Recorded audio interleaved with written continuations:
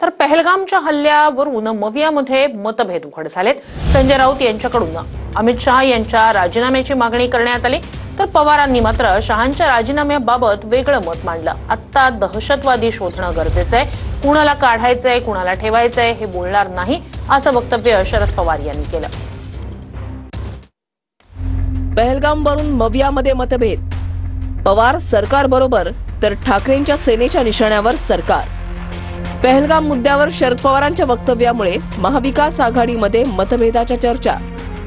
आता दहशतवाद्यांना शोधणं महत्त्वाचं आहे, कुणाला काढा कुणाला ठेवा हे मी बोलणार नाही, असं पवार म्हणाले।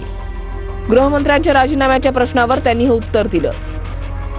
दुसरीकडे संजय राऊत रोज पहलगामवरून सरकारला घेरतायत। सर्वपक्ष बैठकीमध्ये सुप्रिया सुळे उपस्थित होत्या, ठाकरेंचे नेते वेळेचे कारण देत उपस्थित नव्हते।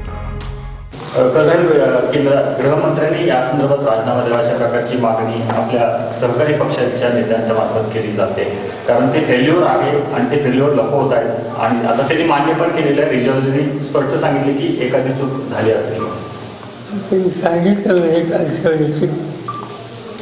आज प्रश्न ज्यांनी हल्ले केले त्यांना शोधून त्याच्याबद्दल सत्य कारवाई याची आवश्यकता आहे। त्यामुळे मी कुणाला करा कुणाला ठेवा हे आज बोलणार।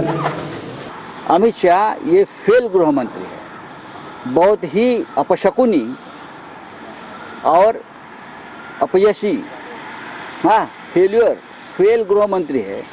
एक मिनट भी उनको रहने का अधिकार नहीं है। पूरा दिन ये आदमी राजनीति करते बैठता है, कट कारस्तान करते बैठा है। किसकी सरकारें, अच्छा शिवसेना तोड़ना है, एनसीपी तोड़नी है, तृणमूल कांग्रेस तोड़नी है, वहाँ देश टूट रहा है, वहाँ देश टूट रहा है, वहाँ हमारे लोग मारे जा रहे हैं और ये लोग राजनीति में व्यस्त है, सरकारें गिराने में और सरकारें बनाने में।